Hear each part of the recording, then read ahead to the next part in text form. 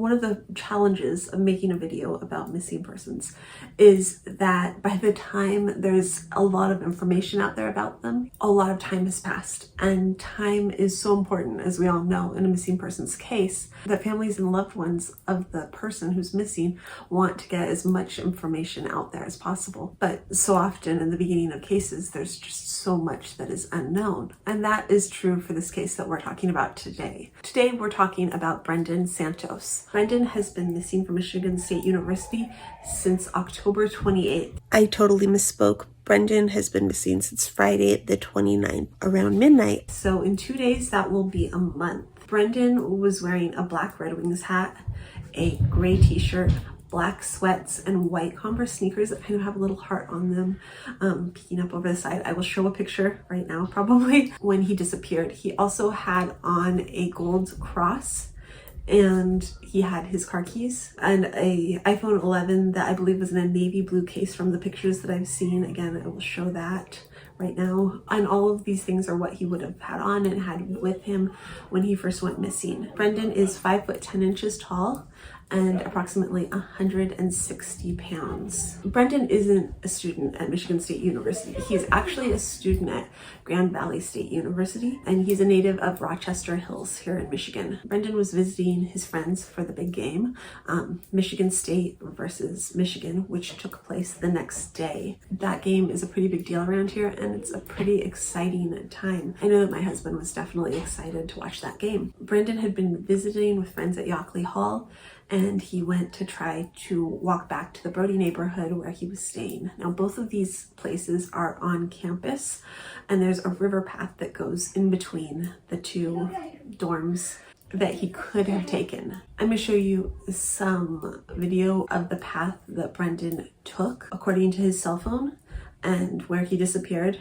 And then I'm also going to show you the route that he could have taken if he had gone through campus. Sadie and I actually walked this path, and we have a video of it. The GPS sent us a different way, and if I had known which dorm it was, we could have just directly gone there. On the walking path through campus bike trail, walking path / bike trail that goes through campus. But even though I've been around MSU a lot because my husband went to law school there when we were married, and the kids and I used to walk to meet him sometimes, and just went to the botanical gardens. They had swim lessons on campus, just all sorts of things that put us there a lot. I don't know the names of most of the dorms because I've never been in one of the dorms at MSU. It's not where I went to school. We put in which dorm we were starting at, which dorm we were going to, and it sent us the wrong way, which was something that I think is important to keep in mind because that could happen to anyone. It could have happened to Brandan. Okay, so we got pretty lost for people who kind of know where things are on campus, and I wanted to give an explanation while you're watching this video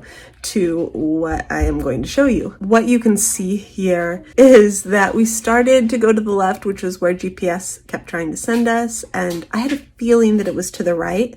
And so for the first part, we stayed on the trail, even though the GPS had told us to go a different way. Eventually, as we got to the bridge, it kept telling us to go up to where they play basketball and near the sports areas. Anyways, it kept sending us further south, I think, if I'm not turned around in my head. We should have just stayed on the path. And so what I'm going to show you is from when we left the path that we should have gone on, jumping ahead to where we ended up at the Brody neighborhood, and then turning around and coming back to where we stopped. So at least, even though it's not in order, you can see the entire path, and you can get a fairly good idea of what that path looks like. This is the path that connects those two dorms. However, it's not the path that he is said to have taken based on his pings. But I will be showing you that as well because we drove that once I realized that we had taken the wrong route. However, Brandan didn't go the direction that we took. He went up Beale Avenue towards Michigan, according to phone pings. And it has been said by some people, I'm not sure if this is part of what has officially been released, but that he had indicated he was lost before his phone went dead. His phone went dead when he was on the corner of Michigan Avenue and Beale, which you will see in our video right here. This is the last place that he was known to be.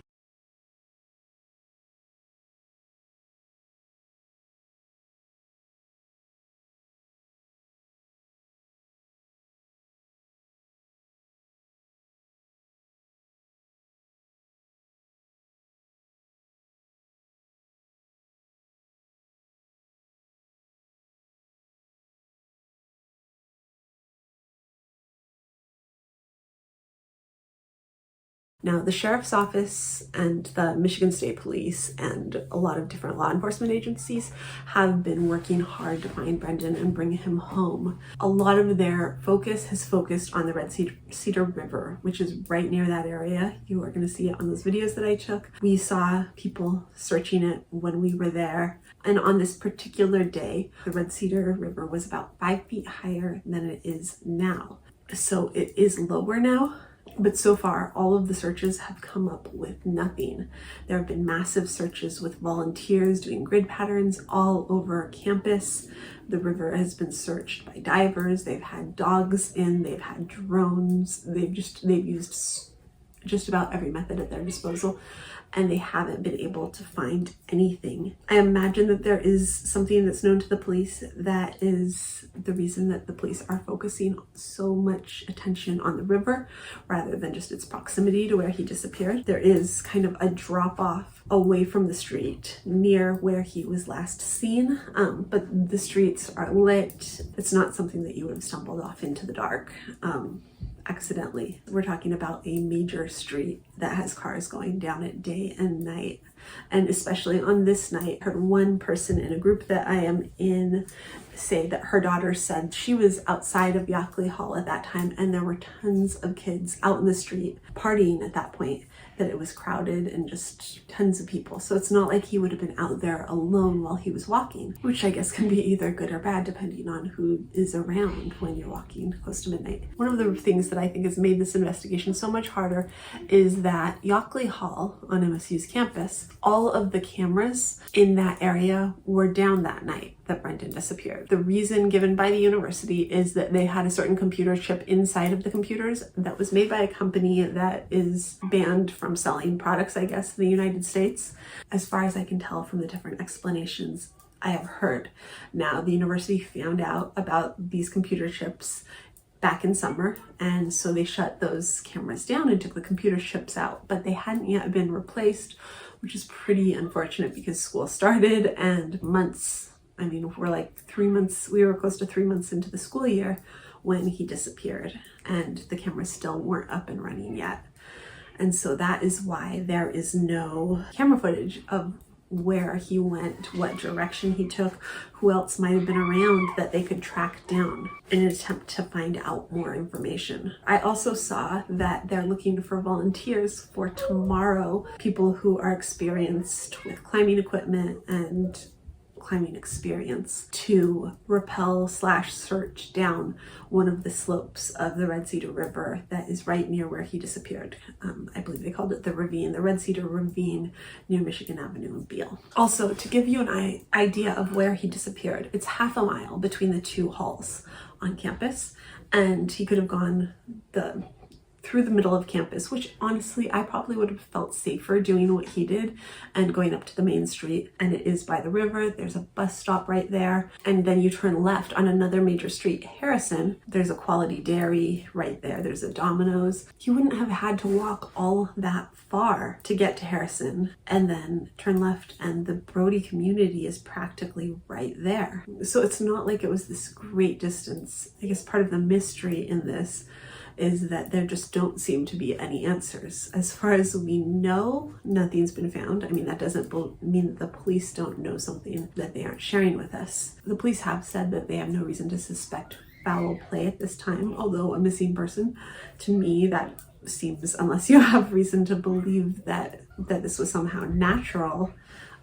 or that he fell in the river, which I guess is possible. There is a $20,000 reward leading to information that brings Brandan home. If you have any information about Brandan's disappearance or where he is right now, please call 1-844-99-MSU-PD or call Detective Sergeant James Terrell directly. I'm going to put that information down below in the description so it's easy for you to find. The last I heard, they are also considering damming the river to continue the search, and they said that they might have to dam the river several times in several different places and search for that to yield any sort of results. I have not heard anywhere that has been done yet, just that it's being discussed. Thank you for coming along with us today, and again, if you have any information, please help bring Brandan home.